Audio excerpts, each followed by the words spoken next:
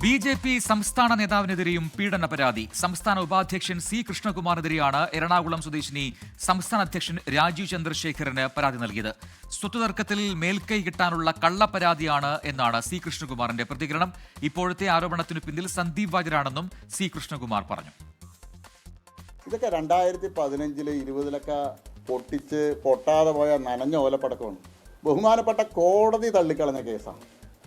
പരാതിയിൽ എല്ലാം പറയുന്നുണ്ട്. പരാതിയിൽ മർദ്ദിച്ചു എന്നും എന്നെ ഇത്തരത്തിൽ ഇങ്ങനെ ചെയ്തു എന്നൊക്കെ പറഞ്ഞിട്ട് കൊടുത്തിട്ടുണ്ട്. അങ്ങനെയുള്ള ഒരാൾ കോടതിയിൽ കൊടുത്ത ഇതാണ്, കോടതിയിൽ ക്രോസ് ചെയ്യണ സമയത്ത് കൊടുത്ത സ്റ്റേറ്റ്മെൻ്റാണ്. ഈ സ്റ്റേറ്റ്മെൻറ്റിൽ എവിടെയെങ്കിലും ഈ പറഞ്ഞ ഏതെങ്കിലും ഒരു വാക്ക് പീഡിപ്പിക്കാൻ ശ്രമിച്ചു എന്നുള്ള ബഹുമാനപ്പെട്ട കോടതിയുടെ മുമ്പാകെ ക്രോസിംഗ് സമയത്ത് പറഞ്ഞിട്ടുള്ളതാ നിങ്ങൾക്ക് പരിശോധിക്കാം. പീഡന പരാതി ഉയർത്തിയ സ്ത്രീയുടെ ഐഡന്റിറ്റി വെളിപ്പെടുത്തിയ ബി.ജെ.പി. സംസ്ഥാന വൈസ് പ്രസിഡന്റ് സി കൃഷ്ണകുമാറിനെതിരെ കേസെടുക്കണമെന്ന് കോൺഗ്രസ് നേതാവ് സന്ദീപ് വാര്യർ പറഞ്ഞു.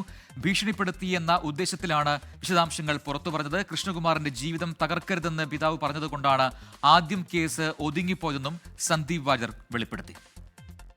നാളെ ഒരു സ്ത്രീയും തനിക്കെതിരെ പരാതി പറയാൻ വരരുത് എന്ന ഉദ്ദേശത്തോടു കൂടി അതിജീവിതയെ ഭീഷണിപ്പെടുത്തുക, മാനസിക സമ്മർദ്ദത്തിലാക്കുക എന്നുള്ള ഉദ്ദേശത്തോടു കൂടിയാണ് അതിജീവിതയുടെ പേര് വെളിപ്പെടുത്തുന്ന രീതിയിലുള്ള ഒരു പത്രസമ്മേളനം ആരോപണ വിധേയനായിട്ടുള്ള കൃഷ്ണകുമാർ നടത്തിയിട്ടുള്ളത്. ഇരയുടെ ഐഡന്റിറ്റി വെളിപ്പെടുത്തുന്ന രീതിയിൽ വാർത്തകൾ കൊടുക്കുന്നതും അത്തരത്തിൽ പ്രചരണം നടത്തുന്നതുമെല്ലാം അങ്ങേയറ്റം ഗുരുതരമായിട്ടുള്ള നിയമലംഘനമാണ്. അതുകൊണ്ട് ആദ്യം ആവശ്യപ്പെടുന്നത് കൃഷ്ണകുമാറിനെതിരെ പോലീസ് അടിയന്തരമായിട്ട് ഒരു ക്രിമിനൽ കേസ് എടുക്കണം എന്നുള്ളതാണ്. ശ്രീകുമാരൻ പാലക്കാട് നിന്ന് ചേരുന്ന കൂടുതൽ വിവരങ്ങളുമായി. ശ്രീത്ത്, പാലക്കാട് എം.എൽ.എയും കോൺഗ്രസ് നേതാവുമായിരുന്ന രാഹുൽ മാങ്കൂട്ടത്തിനെതിരെയുള്ള ഒരു ആരോപണം, അതിന് പിന്നാലെയാണ് ഇപ്പോൾ ബി.ജെ.പിക്കകത്തും സമാനമായ ഒരു പരാതി ഉയർന്നു വന്നിരിക്കുന്നതും സംസ്ഥാന ഉപാധ്യക്ഷൻ നേരെയാണ്. പക്ഷേ അതുമായി ബന്ധപ്പെട്ടത് രാഷ്ട്രീയമാണ് അതിന് പിന്നിൽ എന്നൊക്കെയുള്ള ആരോപണങ്ങൾ തിരിച്ചും ബി.ജെ.പിയും ഉയർത്തിയിട്ടുണ്ട്. എന്താണ് യഥാർത്ഥത്തിൽ സംഭവിക്കുന്നത് പാലക്കാട് ബി.ജെ.പിയിൽ? അവിടെ നേരത്തെയുള്ള പരാതിയാണെന്ന് പറയുന്നു, അതൊരു സ്വത്ത് തർക്കവും കുടുംബ വഴക്കും ഒക്കെയാണെന്ന് പറയുന്നു. അതല്ലാതെ ഇത്തരത്തിലുള്ള പരാതിയൊന്നും അത് നിൽക്കില്ല എന്ന് ബി.ജെ.പി പറയുന്നത് എന്തുകൊണ്ടാണ്? ഒപ്പം തന്നെ സന്ദീപ് വാര്യർ എന്തുകൊണ്ടാണ് ഇപ്പോൾ ഇത്തരത്തിലൊരു കാര്യവുമായി രംഗത്തെത്തിയിരിക്കുന്നത്? അതായത് കോൺഗ്രസ് നേതാവ് അല്ലെങ്കിൽ എം.എൽ.എ. രാഹുൽ മാങ്കൂട്ടത്തിൽ പ്രതിരോധത്തിലായിരിക്കുന്ന സമയത്താണ് ഇത്തരത്തിലൊരു ആരോപണം ബി.ജെ.പി. നേതാക്കൾക്കെതിരെ വരുന്നത്. കഴിഞ്ഞ ദിവസം വലിയൊരു ബോംബ് പൊട്ടാനുണ്ട് എന്ന് വി.ഡി. സതീശൻ പറഞ്ഞത് ഈ ബോംബാണ് എന്നാണ് ബി.ജെ.പി. നേതാക്കൾ പറയുന്നത്. എന്തായാലും ഈ പരാതി പഴയ പരാതി തന്നെയാണ്. അതിൽ സി കൃഷ്ണകുമാർ കുറേ തെളിവുകളും കാര്യങ്ങളും ഒക്കെ പറയുന്നുണ്ട്. 2015 ഈ പരാതി വരുന്നത്.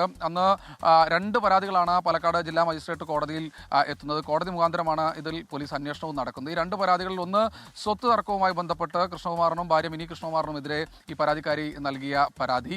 കൂടാതെ ഈ തന്നെ ശാരീരികമായി ഉപദ്രവിച്ചു, തന്നെ ബലാത്സംഗം ചെയ്യാൻ ശ്രമിച്ചു, ലൈംഗികമായി പലതവണ സമീപിച്ചു എന്ന തരത്തിൽ നൽകിയ മൊഴിയുടെ അടിസ്ഥാനത്തിൽ മറ്റൊരു അന്വേഷണം. അങ്ങനെ പോലീസ് നടത്തിയ അന്വേഷണത്തിൽ ഈ ബലാത്സംഗം ചെയ്യാൻ ശ്രമിച്ചു അല്ലെങ്കിൽ ലൈംഗികമായി ഉപദ്രവിക്കാൻ ശ്രമിച്ചു എന്നതൊന്നും തന്നെ കണ്ടെത്താൻ കഴിഞ്ഞില്ല. ആ വകുപ്പുകൾ ചുമത്താൻ കഴിയില്ല എന്ന് കാണിച്ച് കോടതിയിൽ പോലീസ് റിപ്പോർട്ട് സമർപ്പിക്കുകയാണ്. ഈ റിപ്പോർട്ട് അംഗീകരിച്ചാണ് കഴിഞ്ഞ വർഷത്തിൽ കൃഷ്ണകുമാറിന് അനുകൂലമായ ഒരു കോടതി ഉത്തരവ് ഉണ്ടായിരിക്കുന്നത്. ഈ കേസ് പൂർണ്ണമായി തള്ളിപ്പോയിട്ടുണ്ട്. അതായത് പഴയ പരാതിയാണ്, അതിൽ കൃത്യമായ രീതിയിൽ ഒരു നിയമ നടപടി ഉണ്ടായിട്ടുണ്ട്.